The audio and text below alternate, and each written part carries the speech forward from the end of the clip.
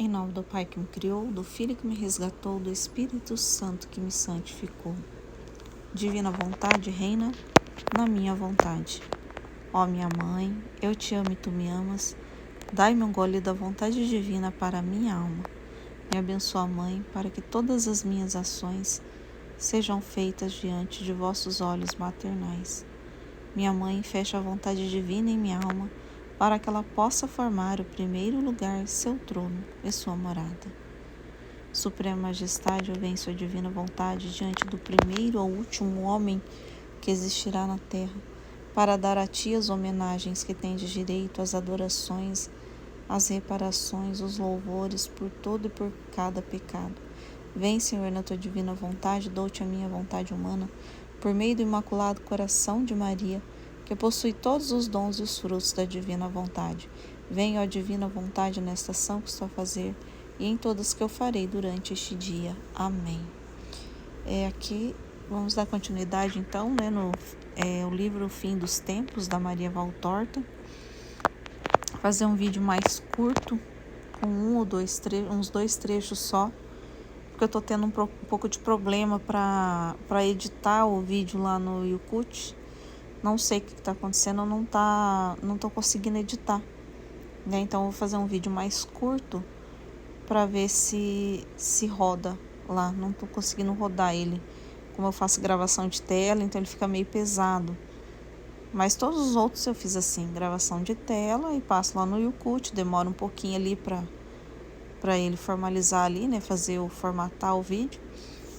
Mas sempre formatou, né, sempre. E agora não tô conseguindo, não sei o que aconteceu.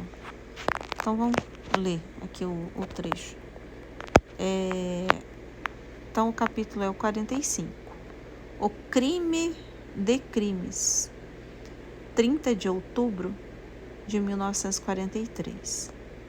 Jesus diz: eu sou o misericordioso. Eu sou indulgente e eu perdoo. Há tantas coisas que eu perdoo o que vejo você fazer por fraqueza humana. Não que seja feito por interesse próprio humano deliberado. Então, assim, ele perdoa o que é a fraqueza humana, né? Mas não aquilo que você está numa libertinagem, né? Ele está falando, não aquilo que você está se liberando, né? Por puro prazer, né? Interesse, né? Humano, assim, não é por uma fraqueza, é por um gosto, né? Então, um gosto próprio, porque tem gente que ele tem a fraqueza, mas no fundo do coração, lá da alma dele, ele não gostaria de fazer aquilo, né? Tem gente que tem um vício, por exemplo, só que ele carrega até uma tristeza por cair naquela fraqueza, né? Vamos pegar um vício do álcool, por exemplo. Tem gente que tem uma tristeza profunda por ter caído no vício, né? Ele não consegue aguentar, né? Pode ser o cigarro, pode ser drogas, mas na alma dele ele tem essa tristeza, né? Ele gostaria de não ter esse vício, né? Então ele está numa fraqueza, né? Igual esses dias estava sendo explicado, né? Tem essas explicações também, que tem pessoas que bebem e não adquirem, não tem o vício, não tem ali probabilidade, no corpo dela ali, ela tem já uma defesa, né? Como se fosse uma defesa ali para não ter, ela não vicia. E tem pessoas que têm uma probabilidade de vício muito grande, que em uma ou duas vezes que ela pega ou álcool ou cigarro, aquilo já deixou ela dependente daquilo, né? Ela tem uma dependência do corpo dela ali, na genética dela ali, né? Então isso ela cai o que? Numa fraqueza, né, humana. Mas ela pode ter uma tristeza por ter esse vício, né? Por ela mesma, ela não quer. É uma fraqueza, né? Agora tem gente que tem o gosto mesmo, tem aquela vontade, tem um prazer e né? Tem o prazer disso mesmo, né? Então é isso que Jesus está falando. Não é por interesse próprio deliberado, né? Não é um gosto, é diferente, né? Então é diferente uma coisa da outra. Eu nunca serei juiz tão severo como sou com aquele que, com o pensamento vendido a Satanás, comete mais crimes do que bandidos, leva outros a cometer crimes e, acima de tudo, cometem o crime dos crimes, levando as almas a desconfiar de Deus. Outra coisa, né, que veio aqui na minha mente, assim, né? Por exemplo, que Jesus está falando, não sou tão severo com aquele pensamento vendido. E aquele que gosta, tem o prazer. Quem está vendido a Satanás, ele tem o mesmo prazer de Satanás, de levar, da maldade, né? Então aquilo tem a fraqueza humana, mas tem aquilo que a alma, que essas almas têm o prazer. Elas gostam, elas querem, elas gostam. É muito diferente. É muito diferente, né? São corações diferentes, né? Então tem aqueles que são vendidos, né? E o que Satanás quer? Ele já é caído, ele já está no inferno, ele já é condenado. E o que ele faz na terra? Ele quer levar pessoas, ele quer levar outros à condenação, assim como ele é condenado, né? Então ele gosta disso, ele tem prazer disso, né? Então é isso que Jesus está falando. Esses são vendidos, né? E quer levar os outros, né? E quer levar outros com ele, né? Para o mal.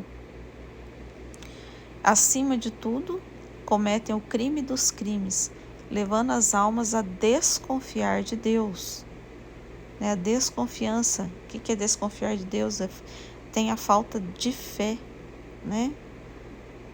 Hoje em dia, este crime de homicídio e deicídio não é monopólio de poucos.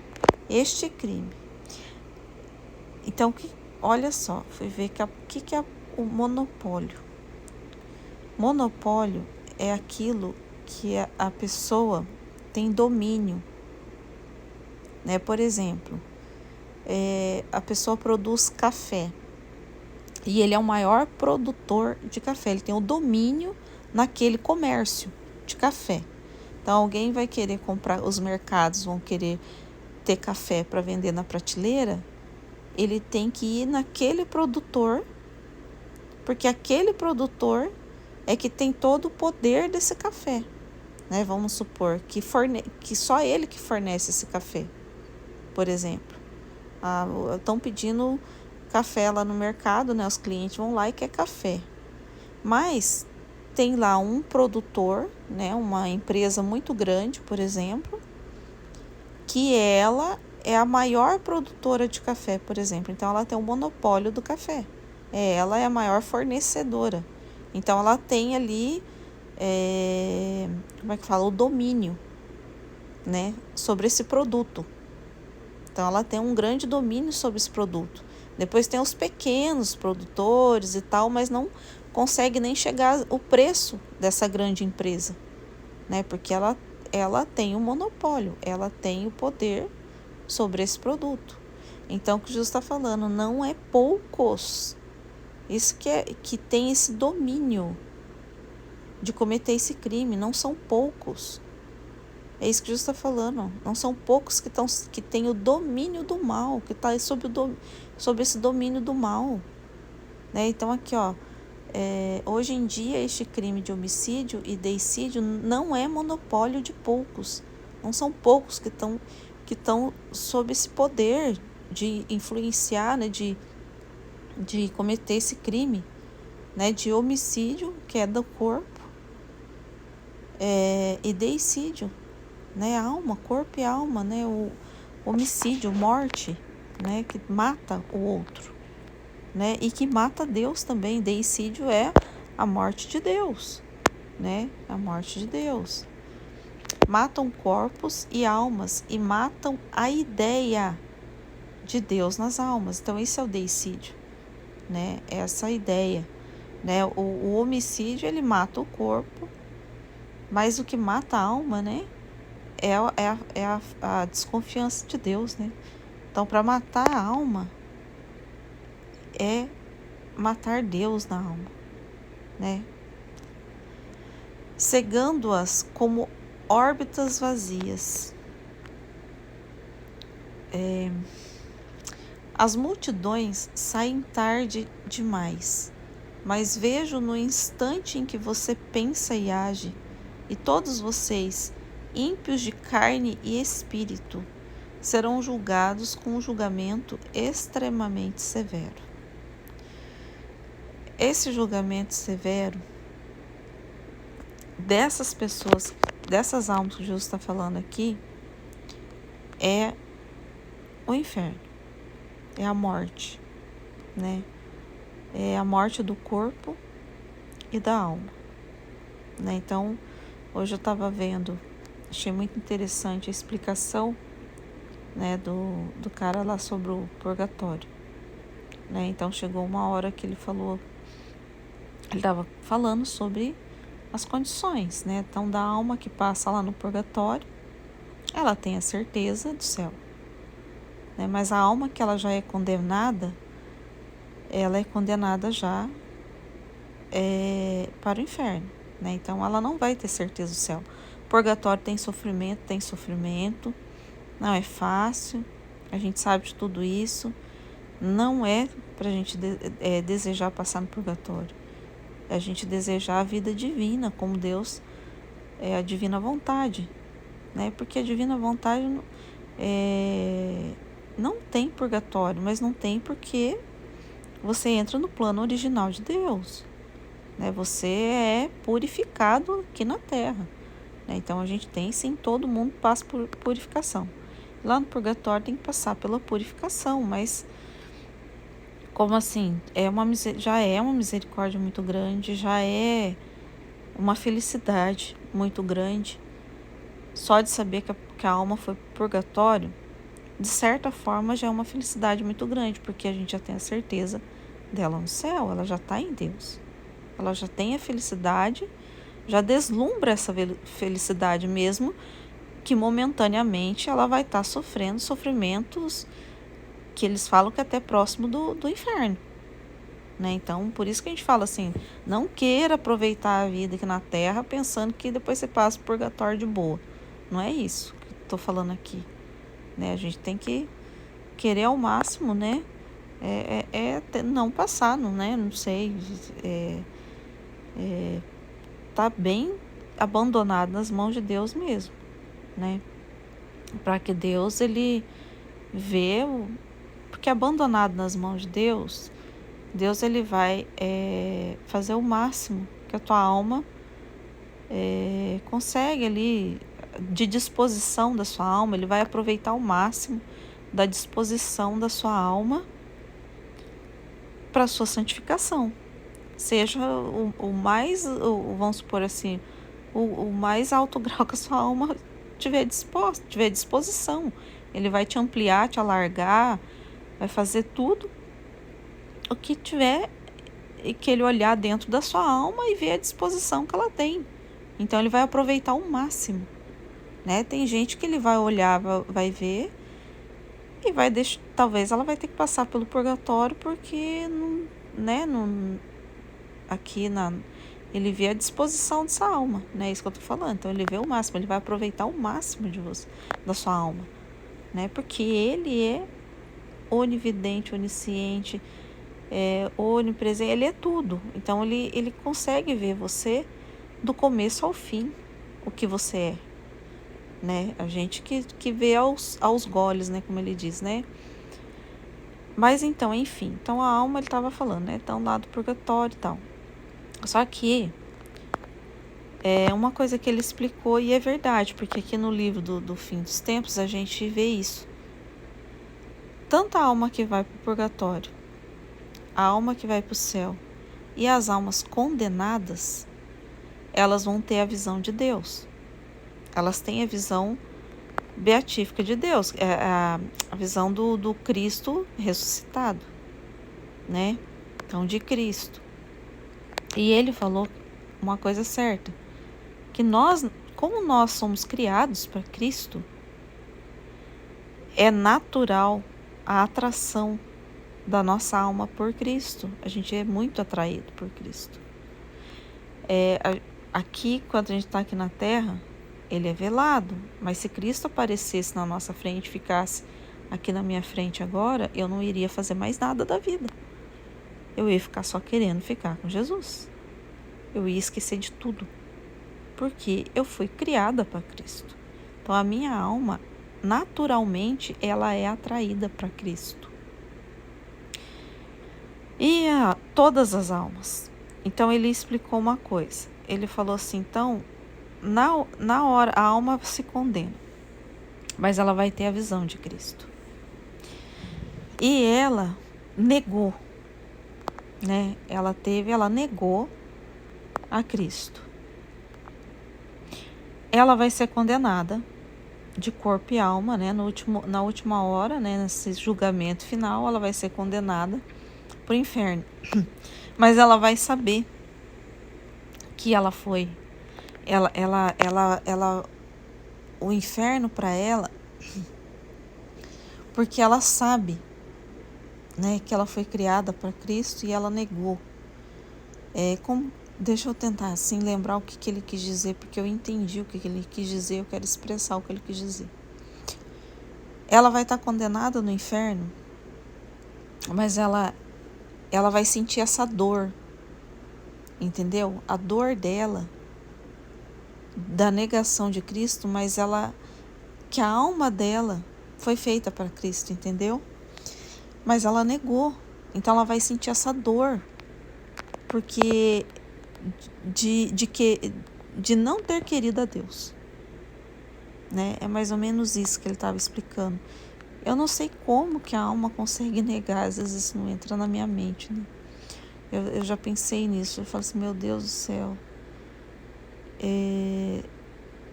É naturalmente, isso que ele falou, que é naturalmente a gente é atraído, né? Isso eu achei muito interessante, né? Assim, por mais que a gente já sabe disso, mas é uma verdade, né? Eu achei tão interessante, assim, quando você escuta uma verdade, que é verdade de Deus, né? Aquilo parece que, por mais simples que seja, por mais que a gente sabe, ela traz algo novo no coração, né? Não sei explicar, ela traz um calor novo ali no coração, não consigo explicar isso. Por mais que eu já sabia, que a gente sabe disso, né? Mas dessa verdade, né? Que a alma, a gente foi feito, né? Por isso que quando a gente fala que a gente está na divina vontade, que a gente volta à ordem original, a ordem original é a alma tá totalmente atraída, né? Para aquilo, para Cristo, para aquilo que ela foi criado. Por isso que é a felicidade plena dela, né? Essa felicidade porque é natural, é algo tão natural, né? É tão... é isso que eu falo, né? Às vezes a gente escuta uma verdade e ela cria coisas novas. Ela tá sempre criando, né? A verdade de Deus, ela tá sempre criando coisas novas no interior da gente, né? Então, assim, foi uma coisa, assim, interessante, né? Na hora que eu escutei essa verdade e por mais que eu já conhecia ela criou coisas novas. Ela criou ali algo novo dentro de mim, assim, uma luz nova, né? É isso, assim. Então, né? Então, só queria passar isso que eu tinha escutado hoje, sobre esse julgamento aqui de Cristo, né? Para falar isso é muito triste, né? Assim, e a gente fica igual Deus, né? A gente não queria que nenhuma alma se condenasse. Vamos para o 46 e talvez eu já até pare para ver se consigo fazer esse vídeo. Um lembrete. 31 de outubro de 1943, Jesus disse: se tudo acabasse na terra, não seria muito ruim parecer mal por um tempo. Logo as pessoas esqueceriam, porque a memória é como uma nuvem de fumaça que logo se espalhou. Mas a terra não é tudo. A coisa toda está em outro lugar. Olha Jesus falando.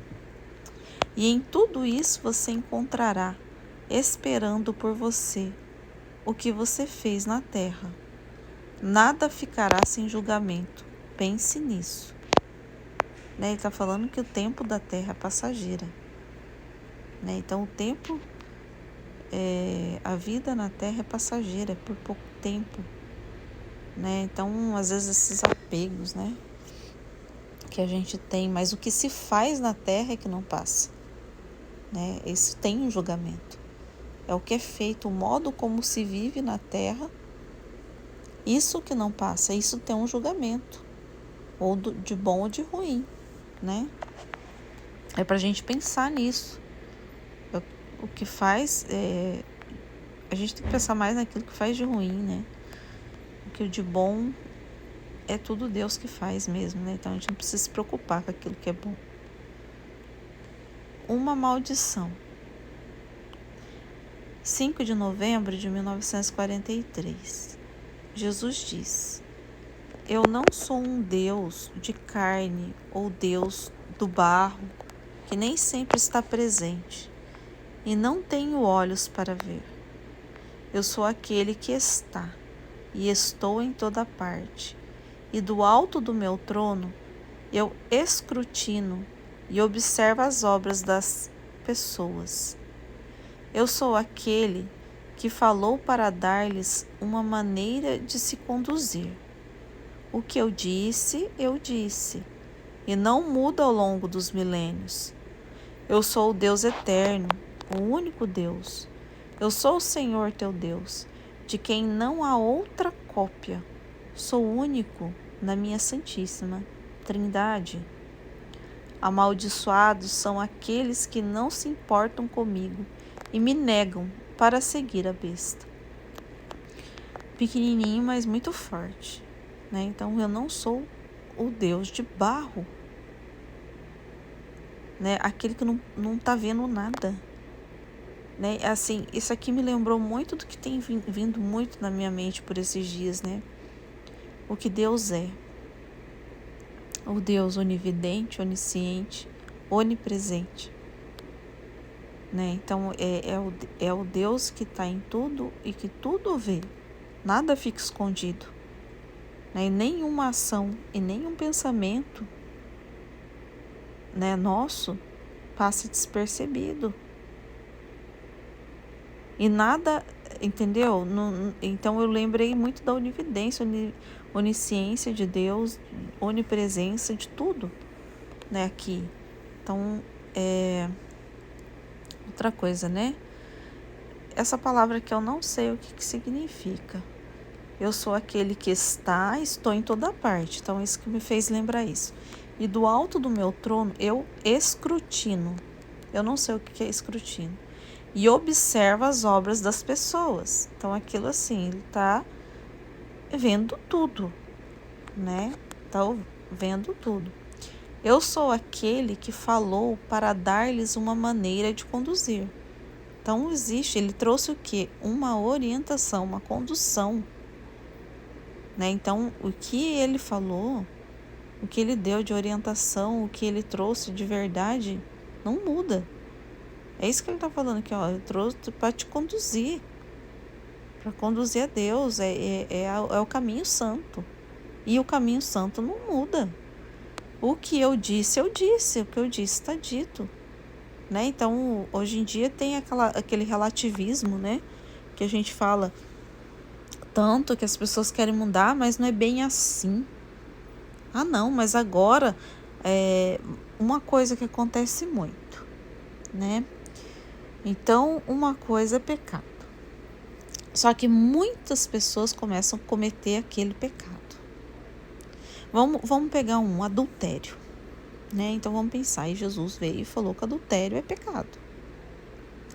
Ah, mas aí passou-se ao longo dos tempos, vamos supor assim, e agora tá um adultério aqui na Terra, sempre teve, né? Mas agora tá pior, né? Porque a gente vê, sempre teve, isso a gente sabe. Mas agora as pessoas estão achando que é normal. E tem muitas pessoas casadas cometendo adultério. Muitas, que tem hora que eu não quero nem saber de tantas que são, porque daí não dá para acreditar mais em ninguém. E aí, por causa de muitas pessoas tá cometendo aquele pecado, mas muitas, aí começa a se relativizar. Por quê? O pecado é morte, né? E a gente sabe que a pessoa, nesse pecado, ela pode sim se condenar, né? Pro inferno. E a gente começa a relativizar isso. Ah, não, mas Deus é misericordioso, né? Ah, mas é que, nossa, tá assim hoje, né? Então não vamos condenar, né? A gente começa a relativizar as coisas. Mas isso nunca vai deixar de ser pecado, né? Então a gente não pode relativizar. Eu sei que Deus é misericordioso. Eu sei que eu não posso matar Deus das almas. Mas eu não posso também de não trazer a luz para a alma, né?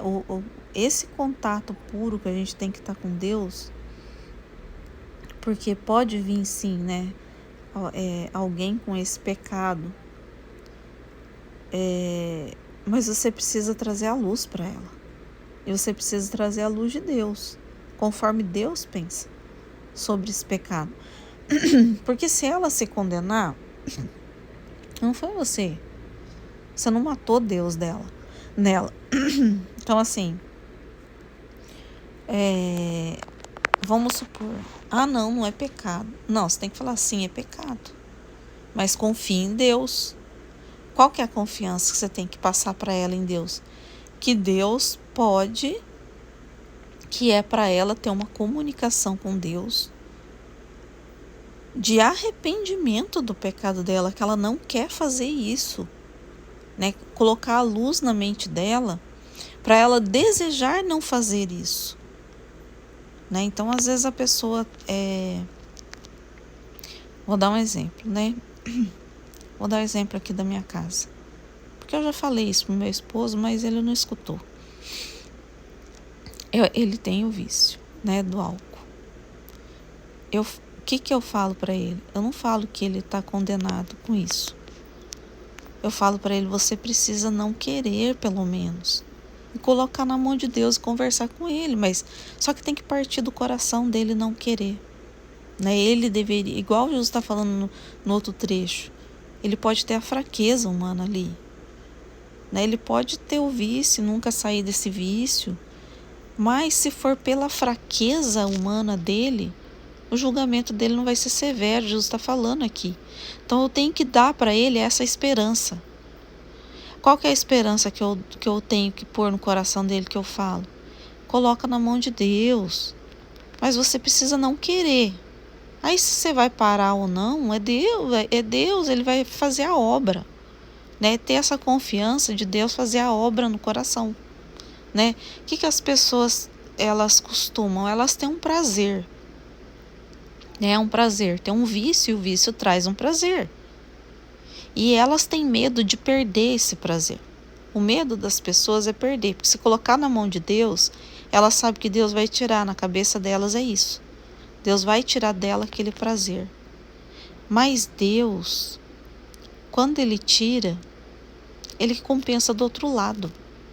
A pessoa não sofre. O sofrimento é um sofrimento diferente, né?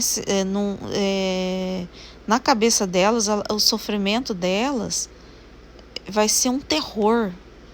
Vai ser aquela coisa assim que elas vão estar querendo e não vão fazer, e vão sentir culpa porque elas vão continuar querendo aquilo. Mas Deus, quando Ele muda, quando realmente a alma se entrega para Deus e vai acontecer a mudança, porque senão, gente, nunca existiria um ex-drogado que a gente vê dando testemunho. Nunca existiria um ex-alcoólatra, um ex-fumante, um ex alguma coisa. E a gente vê esses testemunhos no mundo. A gente vê. Mas porque essa pessoa entregou para Deus. Por mais que dentro dela ela sabe que ela tem uma paixão muito grande pelo vício, mas quando ela faz a entrega, ela não diz para Deus que ela vai deixar de gostar, né? Porque às vezes a gente tem uma paixão e a gente tem medo de entregar para Deus porque tem medo de perder a paixão. Mas a confiança que Deus quer é essa, entrega. Mas o abandono é esse. Não se preocupa se você vai continuar gostando disso ou não. O importante é você entregar, porque você não sabe. Na cabeça da gente, a gente vai gostar daquilo para a vida toda, né? Então, vamos supor, né? Eu falei assim, vamos supor que fosse eu, que fosse apaixonada pelo álcool, né? Pelo vício. E eu tenho medo de entregar para Deus, porque Deus vai me tirar aquela paixão e eu vou ficar sofrendo por aquela paixão. Toda pessoa vai pensar isso de Deus. Na cabeça das pessoas, Deus tira. Mas quando Deus vai fazer essa obra, se eu tenho essa coragem de entregar para Deus, Deus, ele faz a obra, ele sempre compensa. Quando ele tira essa paixão do coração, da alma da pessoa, ela não tem esse sofrimento que ela acha que ela vai ter. Ela não vai ficar sofrendo o resto da vida dela. Ela não vai ter mais o amor por aquilo. E é isso que as pessoas não entendem. Aquilo que Deus tira, ele tira, mas você tem a paz. Você não tem mais aquela vontade. Eu não sei explicar, né? Você não vai te fazer falta aquilo mais. Ele compensa. É isso que eu tô falando. Quando ele vai tirar uma coisa que não é bom para a alma, ele também dá a graça, entendeu? Ele também supre aquela falta, porque aquela paixão tá tomando o lugar dele. E ele supre com ele mesmo, e com ele mesmo é paz. E a paixão que não é Deus, né? Ela nunca vai trazer paz para aquela alma. Uma pessoa que tem o vício, eu vejo aqui em casa isso, ele não tem a paz, porque ele na cabeça do meu marido, ele fica mais calmo. Mentira, é plenamente mentiroso isso, porque a gente que está de fora, sem ter o vício, a gente sofre muito, e a gente vê a casa totalmente contrário de uma paz. Não traz a paz para casa, não traz a paz para a esposa, nem para os filhos e nem para quem estiver em volta. Não traz, é o contrário. Só ele que acha que está na paz, só ele que está achando, mas não traz. É totalmente mentiroso. Só que ele tem essa paixão. O que eu penso no meu marido sobre o que eu já conversei com ele, mas ele não aceita, gente, é muito difícil. Que ele não tivesse essa vontade, pelo menos que ele tivesse a vontade de não gostar. Às vezes, muito raro ele fala isso. Se fosse lá atrás eu não pegaria esse vício. Mas quando eu tô falando com ele, ele fala assim, eu não vou parar de beber, porque eu gosto de beber. Ele tem um gosto. E ele não quer deixar de ter esse gosto, entendeu? E eu já tentei explicar isso para ele, né? Eu tô falando aqui porque Deus pode atingir o coração dele, pensando, né, assim, na divina vontade. Tem o orvalho benéfico, né? E Deus tudo pode, né? Então eu confio no orvalho benéfico, e quando Deus traz os pensamentos na minha mente, que é para eu falar, pode ver que eu nunca fico falando dele, do meu marido, não falo dele todo dia, não falo desse assunto aqui todo dia, só falo quando Deus traz, porque não é para ser benefício meu, Eu não posso pensar aqui na minha casa, resolver os meus problemas, vou viver a divina vontade para mim, para Deus resolver os meus problemas. Entendeu? Porque esses problemas os problemas de Deus. Ele tem esse problema com muitas pessoas que estão na mesma situação do meu esposo. E quando ele quer falar do problema, ele traz para mim, ele traz aqui. Ele pega a vida, essa vida aqui que não é minha, é dele, porque esse problema é dele, não é meu. Esse problema, porque essa alma, a alma do meu marido não é minha, é dele, é de Deus. Então esse problema não é meu, é de Deus, realmente de Deus. Não posso pegar ele para mim. É problema de Deus, isso é Deus que tem esse problema com as almas. Então, quando ele quer falar através de mim, utilizar essa vida que ele está vivendo aqui na Terra para falar desse problema, porque ele quer trazer luz para essas almas, e essa luz do vício não é só o alcoolismo, é para um drogado, para quem está com vício de pornografia, para quem está com várias paixões. Existem muitas paixões de vários tipos que causam a mesma dependência emocional que o álcool causa no meu esposo. Então, essa mesma dependência que ele tem pessoas que são viciadas em muitas outras coisas. Não precisa ser no álcool. E Deus quer falar sobre isso. O que Deus quer? Então, o que Deus quer aqui? Deus quer que as almas se abandonem nele, mesmo com essa fraqueza, que isso seja uma fraqueza humana e não por maldade. Entendeu? Ele quer essa confiança, é essa confiança que ele quer, né? Que a pessoa entregue, mesmo não tendo a certeza se ela vai sair do vício, por exemplo. É para falar para ele, não sei, pensa assim, várias vezes, vamos supor, quando falaram para mim assim, lá atrás, antes de eu conhecer a Divina Vontade, faz muito tempo atrás, que a gente deveria desejar ser santo, né? E eu pensei, porque quando a gente pensa em santidade, a gente pensa em algo muito difícil, né? Impossível, né? Tem muita gente que prega que é praticamente quase impossível, né?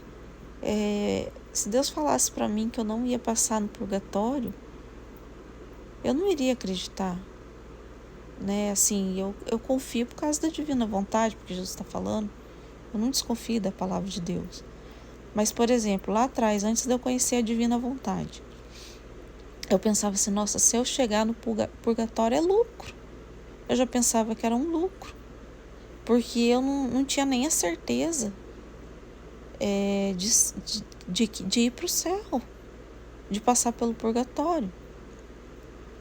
Então, quando eu escutei que era para a gente desejar a santidade, colocar na mão de Deus, era só para a gente desejar e deixar Deus fazer.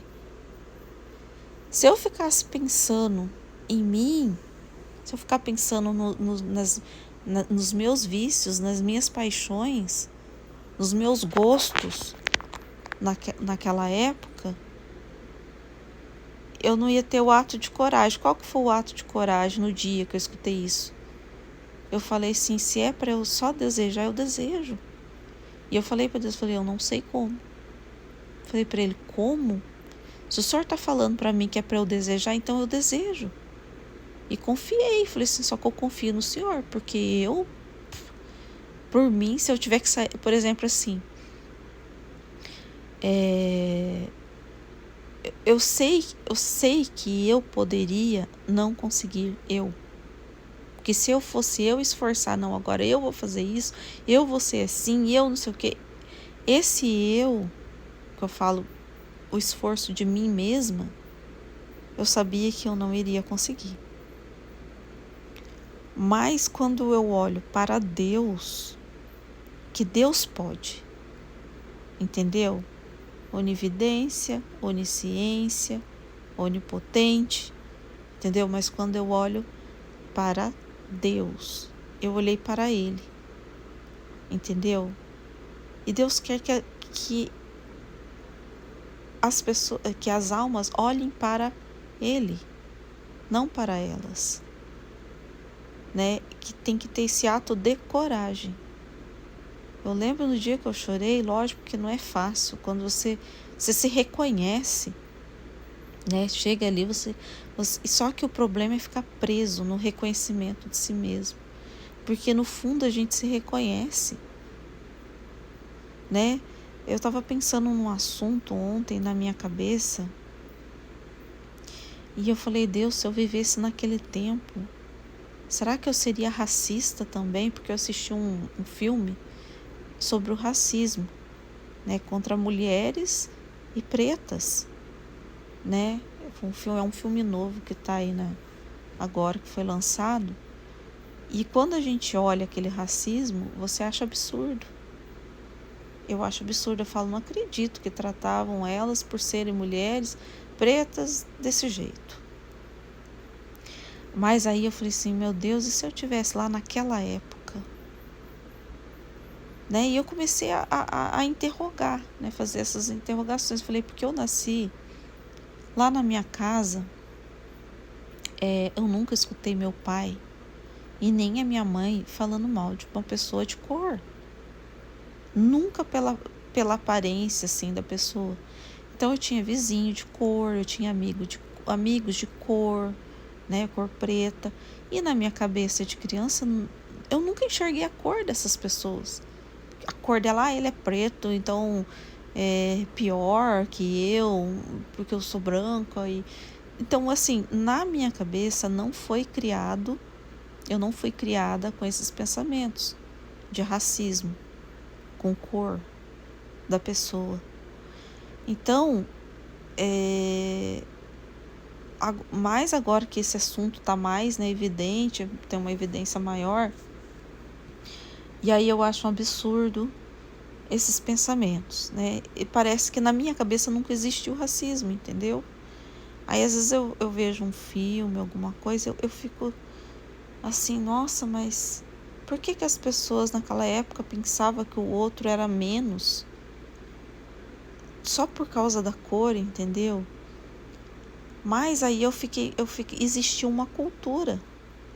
Existia, que daí eu já assisti vários filmes, né? Que dentro da própria casa, o pai, a mãe, então eles nasciam, né? Com o pai e a mãe falando daquilo, os amigos, o vizinho. Então, como isso tinha essa cultura, eles cresciam com esse pensamento. E eu fiquei pensando nisso, falei, e se eu tivesse crescido num ambiente desse? Como que eu ia me libertar desse racismo? Como que eu não ia fazer um ato de maldade com o outro só por causa da cor?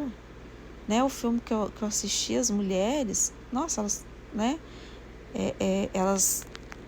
Elas tiveram que ativar ali a inteligência mesmo, né? Ser inteligentes. E elas foram inteligentes, muito inteligentes. E eles julgavam ela, né? E era do exército, né? Então o comandante lá do exército, tudo. E todos os soldados que eram até abaixo lá de uma mulher que era capitã, sei lá, que ela estava numa patente alta no exército. Mas por ela ser preta, não batia continência para ela. E estava bem abaixo dela, né? E no exército você tem que bater. Chegou uma pessoa superior a você, tem que bater a continência. Não batia só por causa da cor dela, né? Elas deram um serviço, as mulheres brancas trabalhavam não sei do que lá na guerra, deram um serviço para elas lá, e o homem que deu lá, o comandante maior lá, como se elas não tivessem inteligência para fazer aquele serviço. Ele deu um prazo para elas de 6 meses, como se 6 meses ainda era assim, era muita coisa, era um prazo curto, 6 meses, para aquilo que elas tinham que executar, era muita coisa, só que elas não iam ter inteligência para fazer aquilo. E elas usaram a inteligência, né? Porque todo aquele racismo também gerava nelas, né? Também uma força para enfrentar, né? Também gerava nelas uma força para provar que é o contrário, mas elas provaram com obras, né? Elas tinham que provar com obras, não com insulto e xingamento. Elas tinham que se segurar nisso, o orgulho ele tinha que morrer, porque se elas eram maltratadas, chamasse elas de cachorra, sei lá o que, elas tinham que engolir aquilo sem revidar, porque naquela época não se aceitava, né, uma pessoa de cor revidar, porque se elas revidassem, era pior ainda para elas. Elas tinham que engolir aquilo. E nisso elas foram, então, fizeram um sistema ali muito inteligente, né? Elas tinham que descobrir a carta dos militares lá, que mandava para os pais que mandavam para os filhos, e as cartas não chegavam mais na guerra, nem para os pais, nem para os filhos. Fazia 2 anos que eles não tinham notícias, né? E tinha mais, não sei se era 17 milhões de cartas acumuladas num lugar lá do exército, lá na Europa, né? Elas tiveram que viajar lá para a Europa e tiveram que separar carta por carta. Tinha nome repetido de soldados. E aí, como que saber que aquela carta era realmente daquele soldado? Elas tiveram que ver até o cheiro de perfume que as namoradas ou mãe mandava na carta. Elas tiveram que identificar que perfume que era aquele. Sei que elas arrumaram sistemas ali, cada uma foi fazendo uma coisa assim. E desses milhões de cartas que tinha, elas conseguiram fazer em 90 dias. De 6 meses, elas trabalharam dia e noite, se organizaram de um jeito que conseguiram fazer em 90 dias. Foi assim, absurdo assim o que elas conquistaram, né? E aí por isso que E aí depois no final ali, apareceu elas tudo, né? Que tem algumas vivas ainda. E aí lá na Europa eles bateram continência para elas, agradeceram, né? Elas relatam isso, né? E que aqui elas eram dos Estados Unidos, ali não tiveram tanto reconhecimento como tiveram lá na Europa. Mas tudo isso foi por causa da cor, né? Então assim, esse racismo foi por causa da cor. E eu dormi pensando nisso. Eu falei, meu Deus do céu, será que eu faria a mesma coisa, né?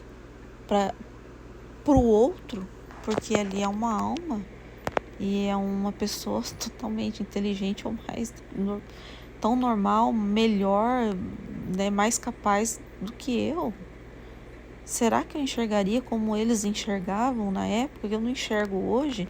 Isso que eu estava falando com Deus, eu não enxergo isso porque eu não fui criada dessa forma, né? Eu não tive essa educação dentro da minha casa, né? Eu já falei, a educação da minha casa, eu enxergo eles normal, né? Eu fui criada assim, com um vizinho, com amigas mesmo, de ficar dentro de casa, dormir dentro de casa. Para mim é normal, né? Tal assim. E aí eu fiquei pensando, falei, meu Deus, é só Deus. E eu pensava assim, a única coisa que vinha na minha mente é só Deus, né? Se a gente não tem Deus, a gente pode ser qualquer coisa de ruim. Se a gente tem Deus, se eu vivesse naquela época, eu fiquei desejando isso. Eu falei assim, Deus do céu, se o Senhor tivesse me colocado naquela época, eu não seria nada sem o Senhor. Eu poderia ser um monstro. Eu falei, eu poderia julgar as pessoas pela cor, eu poderia julgar pela raça, né? Vamos supor lá, se eu estivesse na Alemanha, eu poderia condenar os judeus, entendeu? Matar judeu. Poderia ser um monstro. É isso que eu fiquei pensando. Eu falei, meu Deus, qualquer época que eu nascesse, eu pensei desse jeito. Eu falei, qualquer época, o Senhor, sabe, eu queria Deus. Sim, eu falei, meu Deus, eu preciso do Senhor, eu precisaria do Senhor em qualquer época, em qualquer tempo. Eu precisaria do Senhor para não ser mal, para não ser ruim, né? Então é isso assim que veio na minha mente assim. Falei, meu Deus, eu ia precisar muito do Senhor, muito, em qualquer época, né? A gente precisa muito de Deus, muito de Deus. Ser totalmente dependente de Deus e abandonado, porque qualquer circunstância da época que a gente vive, a gente hoje pode estar tendo outro tipo de racismo, né? Foi evidente, muito evidente ali dos judeus naquela época, foi muito evidente um tempo atrás pela cor negra, né? Pela cor da raça, e agora nesse nosso tempo pode ser outro, né? Pode estar acontecendo outra coisa e que a gente está fazendo o mesmo julgamento, por exemplo. A gente pode estar tendo o mesmo racismo, mas pode não ser pela cor, pode ser por uma outra coisa. Então você entende que o ser humano, sem Deus, ele pode estar julgando o outro, né? Ele pode estar cometendo o mesmo tipo de crime, né? Só pode estar mudando o tempo. Então, em qualquer tempo, a gente precisa muito de Deus, né? Precisa estar muito abandonado mesmo em Deus, né? Precisa estar assim, Deus iluminando, né? E é assim, eu até me perdi um pouco, né, do que eu estava aqui sobre o trecho, né? Eu vou voltar um pouquinho aqui, que eu dei uma perdida mesmo sobre o trecho, né? O que eu disse, né? Então as palavras de Deus é imutável e não muda ao longo dos milênios. Eu sou o Deus eterno, o único Deus, eu sou o Senhor teu Deus, de quem não há outra cópia. Sou único na minha Santíssima Trindade. Amaldiçoados são aqueles que não se importam comigo e me negam para seguir a besta. O que eu estava falando, né? Sobre os vícios, paixões. Então tudo entra, né? Então na verdade eu estava falando sobre isso, né? Sobre o que Deus quer, né? A confiança nele, o abandono nele, em qualquer tempo, né? Do passado, presente, do futuro, precisa na verdade de Deus, sempre Deus. É isso que eu estava querendo, acho que concluir, né? O pensamento mesmo, né? Que eu dei uma perdida aqui agora, mas na verdade a conclusão era essa, né? Então qualquer tempo que a gente vive ou vivesse, porque quem está na divina vontade, ele fala para todos os tempos, né? Ele não vive de um tempo presente, ele não vive desse temporal, né? Ele vive na onividência, onisciência, nos pensamentos de Deus, na verdade, né? Isso que ele está falando aqui, nessa verdade, do que ele fala, isso não muda. Então isso que eu estou falando o homem primitivo, ele tinha um problema. Ele poderia ter um racismo, ele poderia ter vício, paixão, tudo. O homem da Idade Média, o homem da Idade de Cristo, o homem da Idade presente, o homem do futuro, ele sem esse abandono em Deus, né? Sem ter Deus, sempre vai ter erros, sempre ele vai estar com paixão, pode ser um racismo, ele é mau, entendeu? Ele sempre vai ter algo que não é bom, em qualquer época. Mas o que Deus ele pede é o que eu abandono, a confiança dele, né? Era isso, né? Porque tem o trecho anterior desse aqui, que ele falou sobre a fraqueza humana, mas ele fala também sobre a maldade, querer a maldade, né? Ele não está falando da condenação de uma fraqueza, ele está falando da condenação da maldade, de gostar da maldade, né? E às vezes a gente está gostando, né? Qual que é o problema? Está apaixonado pela paixão e segurar Deus, né? Eu estava falando vícios, né? Então esse segurar Deus, né? Impedir Deus do trabalho de Deus, mesmo que se salve depois, mas aí a alma segurou Deus ali de um trabalho maravilhoso que Deus poderia fazer na alma dela já aqui na terra, né? Às vezes vai ser feito no purgatório, né? mas tem um trabalho maravilhoso que Deus poderia fazer nela aqui na terra. E aqui na terra tem as reparações, tem a glória, né, que Deus recebe. Então é isso, né? Eu vou parar por aqui porque eu nem sei se eu vou conseguir rodar esse vídeo aqui. Amém.